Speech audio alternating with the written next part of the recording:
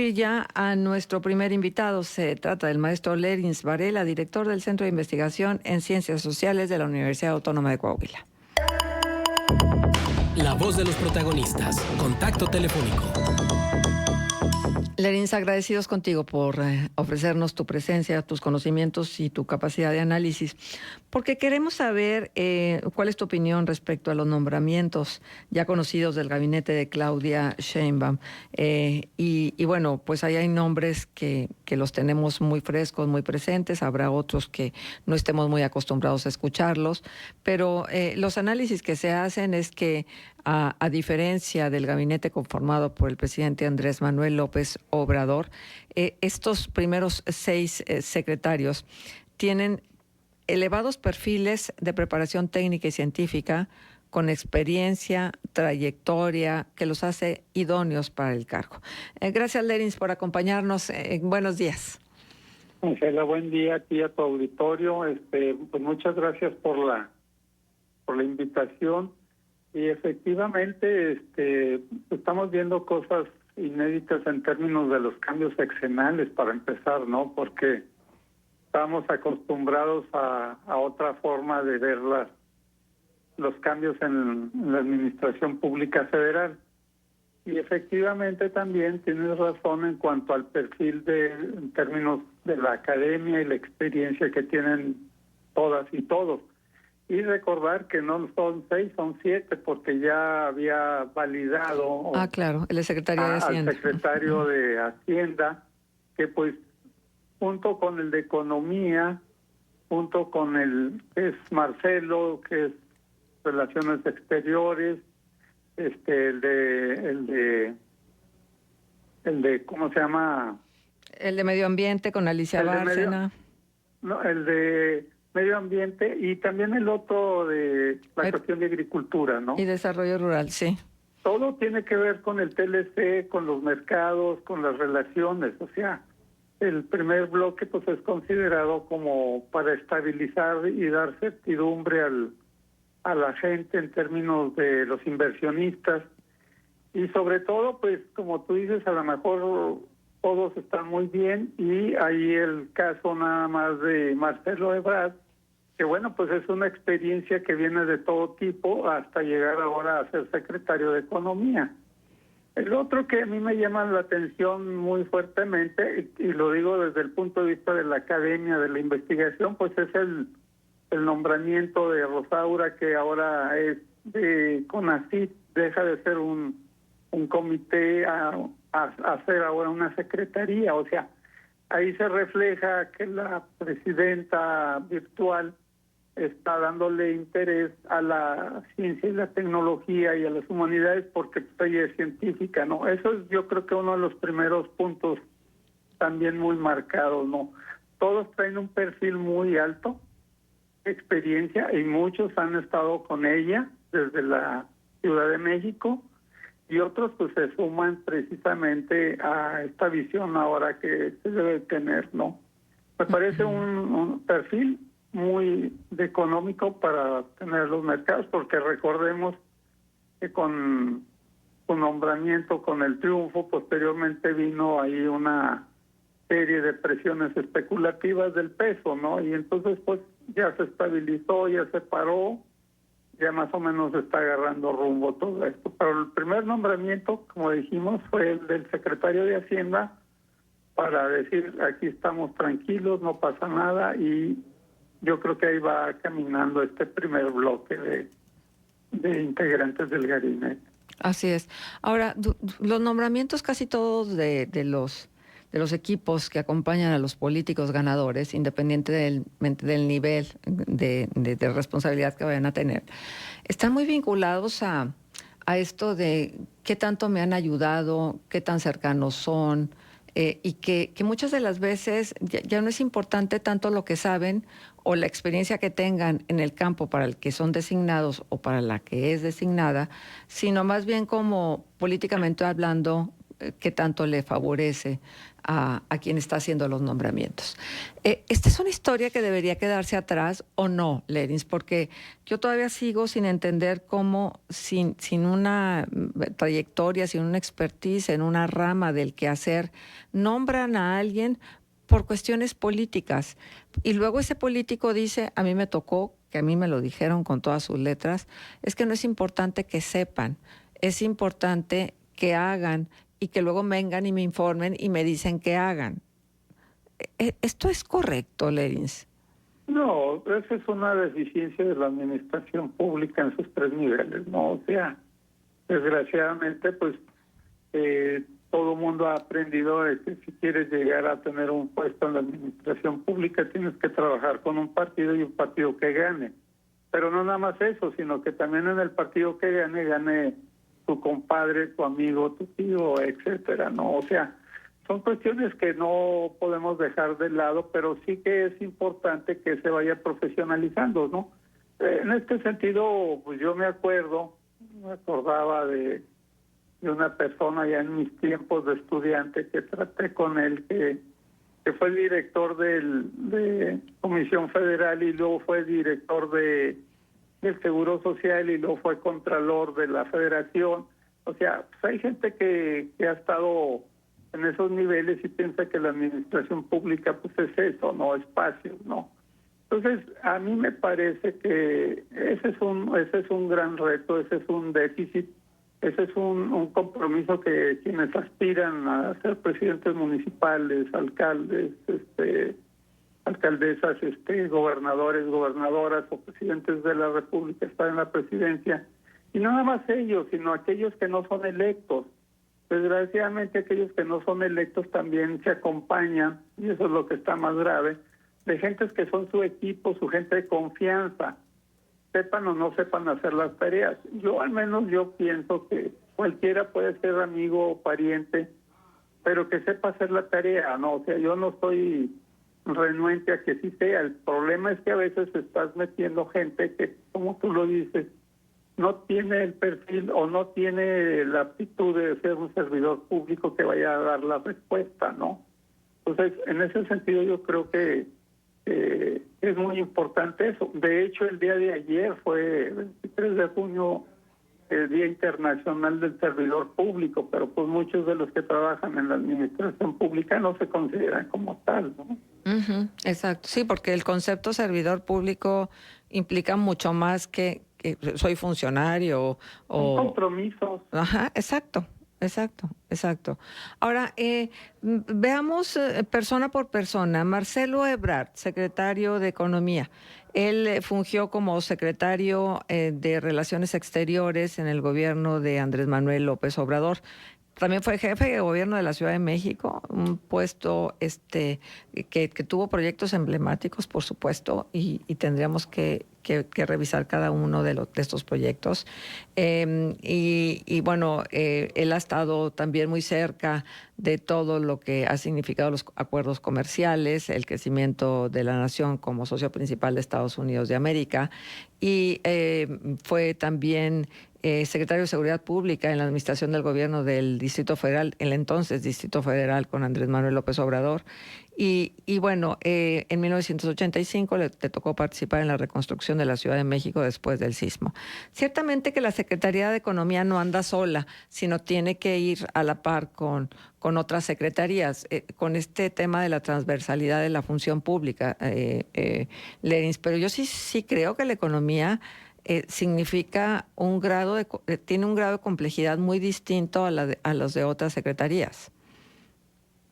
Efectivamente es un grado más complejo, pero fíjate que independientemente de eso, pues tampoco nosotros podemos decir que es una secretaría muy importante, pero para muchos la secretaría no es tan relevante, ¿no? La Secretaría de Economía. ¿Por qué? Porque pues de repente le das más importancia a otras secretarías. Pero la experiencia que se está retomando ahorita, reconocida para unos y rechazada por otros, inclusive dentro del mismo partido, pues es de que Marcelo Ebrard va a Economía, pero por la experiencia que tuvo con el TLC, ¿no? O sea, Exacto. estamos hablando de los mercados, ¿no? Entonces, esa va a ser su tarea, ¿no? Que todo esto camine muy bien. Y por eso también la secretaria de Relaciones Exteriores, que estaba hace unos días, y que ahora va a ser la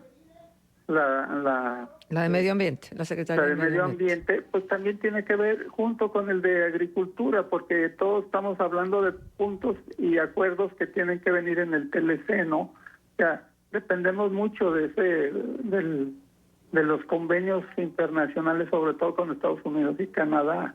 Por eso yo creo que apunta hacia ese rumbo, más que hacia otro canal, ¿verdad? Exacto. Finalmente también creo que acá es esta habilidad de relacionarse, sus capacidades extracurriculares. Digo, en estos tiempos, quien habla inglés o quien habla francés puede tener una interlocución muchísimo más sencilla con las otras partes de los distintos gobiernos. Creo que esta es una condición indispensable por los tiempos que corren y por lo que está por venir. Bueno, yo siempre he sido escéptico de los idiomas. Más bien tenemos que hablar el mismo lenguaje que los estadounidenses y los canadienses y que los europeos, ¿no? O sea, no es el idioma, sino el idioma de la economía.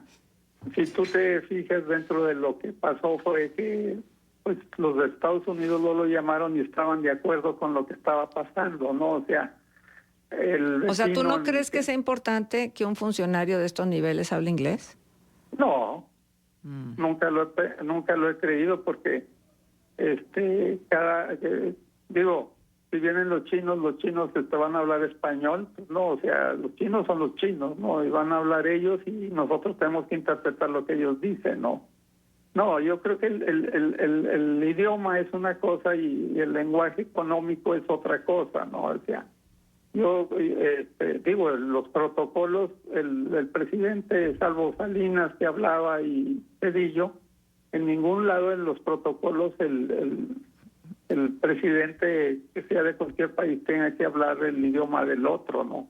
O sea, son los protocolos. Digo, puede ser fluido y además eso tener contacto con alguien en ese sentido, pero bueno. Sí, o sea, pero ¿no crees que facilita la interlocución y tampoco que haga más fácil un proceso de negociación? Porque quien habla otro idioma generalmente conoce la cultura del otro idioma. Puede ser. Yo no lo rechazo, pero no pienso que sea lo básico, lo fundamental para que se pueda dar, ¿no? Es que no, yo creo que la cuestión es que haya un entendimiento y México, pues en ese sentido, a través de la candidata virtual, está mandando señales de que vamos a ir transitando por el mismo camino, ¿no? Que facilite en un momento dado que de Relaciones Exteriores poder comunicarse con el jefe de Estado en Estados Unidos y hablarle en inglés. Bueno, pues eso es otra cosa, ¿no? O sea, porque lo podemos hacer de una manera distinta. Pero lo que sí es importante es las señales que se están mandando, ¿no? De todos modos, ellos allá responden con la DEA de que, miren, pues, se están metiendo en la reforma judicial y meten el ruido y todo, sí, pero la economía es la economía. ¿Por qué se meten otros ruidos, no? Porque hay otros intereses y hay otras cuestiones que se están discutiendo. De hecho, me acuerdo que en tu programa lo estuvimos comentando, lo de la reforma judicial, ¿no? Pues ahorita es una situación en la que todo el mundo ya entiende, las encuestas están diciendo pues hasta el 80% de que sí, hay que arreglar todo esto, ¿no? Entonces, yo creo que son dos cosas totalmente diferentes, pero que también impactan. En el caso de México, ¿no? Claro. No necesariamente en otro país, que puede pasar en otro país, ¿verdad? Claro. Ahora, cuando se supo del nombramiento de Ernestina Godoy al frente de la Consejería Jurídica, yo encontré que mucha gente no sabe qué es la Consejería Jurídica y cuál es la responsabilidad de este cargo. Y la verdad es que aunque pues es una dependencia de la Administración Pública Federal, sí lo que revisa es muy importante, porque finalmente estamos hablando del marco de la legalidad con la que se validan decretos, acuerdos y todos estos instrumentos jurídicos que luego utilizan los gobiernos. Sí, pero la especulación pues estaba dada, ¿no? Si Ernestina iba a gabinete o no iba a gabinete, porque recuerden que tanto ella como Marcelo ya tienen una curul en el Senado. En el caso de Ernestina, pues se manejaba que pudiera ser la próxima secretaria de Seguridad del país, o que pudiera ir a ser la fiscal nacional en cuanto termine Gers Manero, ¿no? Lo que pasa es que la consejería jurídica pues es algo que es fundamental en todos lados. Si nosotros recordamos en el caso del actual presidente, pues ahí hubo problemas por quienes estuvieron ahí vigilando todo, porque ellos son los que son encargados de revisar todas las reformas. Inclusive, si estamos hablando de la reforma judicial que se está manejando, pues precisamente Ernestina va a tener un papel fundamental ahí, porque va a estar revisando bien cómo van a ir quedando las cosas con esa propuesta, ¿no? Uh-huh. Entonces, no nada más es todos los convenios, todo lo que se hace, todo pasa por esa área, ¿no? Las demandas, todo es el asesor principal del presidente o la presidenta en términos jurídicos, no es la que revisa todo, que no se pase nada. Entonces es un puesto muy importante que no tiene reflectores, porque no está en el gabinete visto, sino está dentro del edificio y trabaja todos los días con el presidente, en este caso Ernestina va a trabajar con la presidenta, ¿no? Claro. Ahora, hay otro tema, bueno, y tenemos que decir que Alicia Bárcena va a Medio Ambiente, que Rosaura Ruiz va a esta secretaría que por cierto, esto sustituye al CONACYT, ¿verdad? La Secretaría de Ciencias, Humanidades, Tecnología e Innovación, y que se eleve a secretaría lo que fue un consejo, también da una buena impresión de dónde quieren colocar estos temas. Así es, o sea, yo lo comentaba al principio, bueno, pues en lo personal a mí, por mi profesión y todo lo más lo comenté hace un momento, a mí me parece importantísimo, ¿no? Es como cuando estábamos aquí en la universidad que teníamos la Coordinación General de Investigación y Posgrado, yo decía, ¿por qué tenemos una coordinación? Debería de ser una dirección, ¿no? Claro. Es lo mismo cuando se pasó una comisión de la mujer, hacer una secretaría, un instituto, y ahora tienes que ir pensando, yo pienso que debería de la presidenta pasar al Instituto Nacional de la Mujer a hacer una secretaría. Eso sí es inclusive aquí en el Estado, ¿no? O sea, a mí me parece que la administración pública tiene diferentes niveles no lo veamos por las personas, sino por los niveles. O sea, si pasamos una comisión hacer secretaría, se supone que le estás dando la importancia debida para que esto amplíe, ¿no? Es como cuando existía el Instituto de la Cultura, pues, lo pasaste a hacer una secretaría, ¿no? Entonces, eso significa que le das más importancia, va a haber más programas, vas a implementar políticas públicas, vas a tener presupuesto, etcétera, ¿no? Entonces, yo creo que son los momentos que se le da importancia. En el caso del medio ambiente, pues es lógico que la presidenta virtual pues está dándole importancia precisamente a eso, lo dijo en sus discursos de campaña, y pues ahí se nota, ¿no? O sea, en el otro caso el de agricultura, pues también estamos hablando del asunto de los fertilizantes no permitidos, y también luego habló del maíz transgénico, que ha sido un conflicto con Estados Unidos. Si todos lo sumamos de manera transversal, como decías, pues ahí estamos viendo los problemas torales que están pendientes entre la relación de Estados Unidos, Canadá, en términos de eso, ¿no? El medio ambiente, la cuestión de lo que comemos, la economía, cómo se desarrolla, y la ciencia, que tiene que ver con todo esto de cómo ellos estuvieron en su momento con ACID, dando elementos de por qué no se deberían de utilizar determinados elementos o determinados fertilizantes o insecticidas, etcétera, ¿no? Entonces, todo va en el mismo, de manera transversal, como tú lo estabas manejando, ¿no? Claro. Entonces, yo creo que este es un primer bloque, que bueno que fue un primer bloque, porque no estaríamos hablando de otros más. Ujú. Pero faltan otras áreas que son estratégicas desde otra perspectiva, que son propiamente de programas muy importantes que tienen que ser la visión que en un momento la presidenta tiene que ir planteando, ¿no? Entonces, Claro. yo creo que tenemos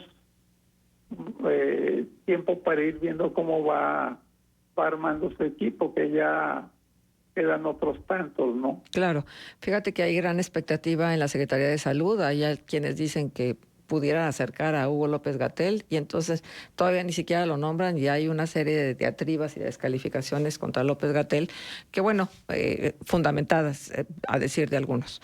Y así, ¿no? Las especulaciones luego hacen mucho ruido y no nos queda nada más que esperar los nombramientos oficiales. ¿Sabes qué? Algo que me llama mucho la atención es la edad de los colaboradores de Claudia Sheinbaum. Fíjate, Marcelo Ebrard va a cumplir 64 años en octubre. Ernestina Godoy tiene 70 años, que es la consejera jurídica.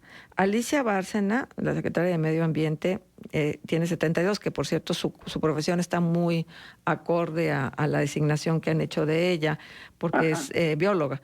Rosaura Ruiz tiene 73 años. Julio Verdegué tiene 66 años. José Ramón de la Fuente tiene 72 años. Rogelio Ramírez de la O tiene 75. O sea, por lo menos en experiencia, tal vez no encuentro que haya similitud en anteriores gobiernos donde privilegiaban la juventud y las maestrías y los doctorados en las universidades extranjeras. ¿Esto qué nos indica? O sea, ¿a qué le está apostando, dada la edad de estos secretarios que ya oficialmente lo son? Fíjate que esa es una cuestión muy básica, ¿no? Primero, en los 90, lo que se usó mucho fue la tecnoburocracia, ¿no? Todo lo que tenías que manejar son perfiles altos para decir que ya no era un simple ciudadano que había terminado la licenciatura, principalmente de abogacía, para hacerse cargo de un puesto de la administración federal, ¿no? Aparecen los grandes títulos, ¿no? Esto es lo que tenemos, miren, para que vean. No, aquí lo que estamos viendo son cuadros, precisamente que la experiencia también está acompañada de yo estaba viendo cuántos postdoctorados traen, inclusive algunos de ellos, ¿no? O sea, pero ese no es el punto, eso ya está justificado como que son los perfiles técnicamente de alto nivel. Y la experiencia también. Ahora, políticamente, yo un día me decían, oye, pues está bien, no están dando oportunidad a nadie de jóvenes y todo eso, sí, pero a nivel de la presidencia de la República tampoco se vale andar improvisando. Hay que crear cuadros nuevos. Y yo creo que a diferencia de, por ejemplo, el PAN, cuando llega en el 2000, no traía cuadros para trabajar en la administración pública. Metió puros empresarios, pura gente que tenía experiencia en la administración privada, ¿no? En este caso hay cuadros que ya están probados con mucho tiempo y probados en términos de confianza y de confianza del partido y todo lo que quieras. Pero hay algo muy importante que se notaba en esto, ¿no? O sea, cuando tú metes a un joven, muchas veces por mucho que esté comprometido, tiene ambiciones y está tratando de ir avanzando en otro nivel. Yo te pregunto, ¿qué futuro después de la administración pública tienen todos los que están llegando ahorita con esa edad? No tienen más que cumplir con su tarea. No tienen otras expectativas. O sea, si estamos hablando de una persona de 70 años, ¿cómo va a estar esperando que a los 76 años, bueno, digo, solo Biden, ¿verdad?, pueda aspirar a la presidencia de los Estados Unidos mexicanos, ¿no? Yo creo que es parte de dos cosas que se suman. Ya no es, como te digo, ya no es tan relevante, pero sí es un perfil muy claro del alto nivel académico y de experiencia. Y el otro es la edad que tiene una cuestión de compromiso. La edad tiene ya compromiso, ¿no? Pues es como cuando te piden, cuando antes pedían las cartas y lo que querían es que estuvieras casado para que tuvieras un compromiso en tu trabajo, ¿no? Entonces, yo creo que son los perfiles que en el futuro deberíamos de estar viendo. Hay algo que en la administración pública federal se está haciendo, pero no en los estados ni en los municipios, que es el servicio civil de carrera.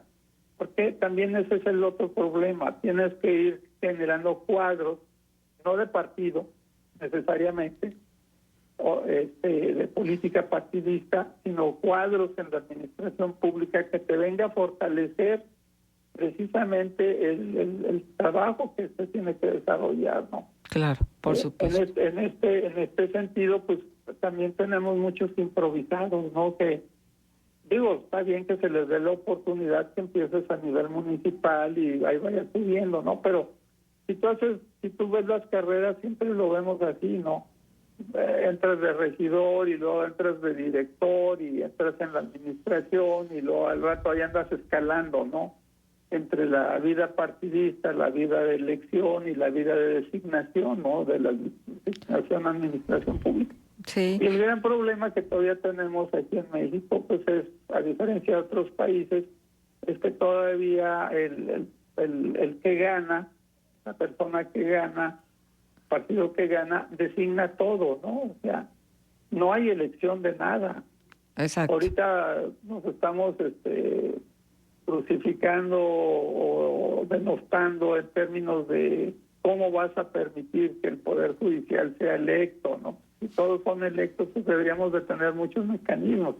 Digo, en Estados Unidos hasta el jefe de policía tiene que ir a votación, el marshal, el alguacil del condado, ¿no? Y aquí pues no, o sea, no tenemos muchas cuestiones todavía en donde la ciudadanía no tiene injerencia, pues es la democracia participativa, ¿no? Tenemos que ir avanzando en este terreno. Pero a mí me parece que hay muchos puestos de la administración pública central a nivel federal, que posteriormente en un futuro tendremos que también votarlos, ¿no? Porque el presidente decide quiénes los secretarios y luego los secretarios deciden quiénes son los subsecretarios, y luego los subsecretarios deciden quiénes son los directores, sí, y así sucesivamente, ¿no? Claro, Lerins. Yo creo que hay mucho tema y me gustaría seguir platicándolo contigo una vez que conozcamos más nombres de quienes acompañarán a la virtual presidenta electa. Gusto. Muchísimas gracias, Lerins, por tu presencia. Que tengan buen día. Igualmente. Hasta luego. 8:10. Pausa.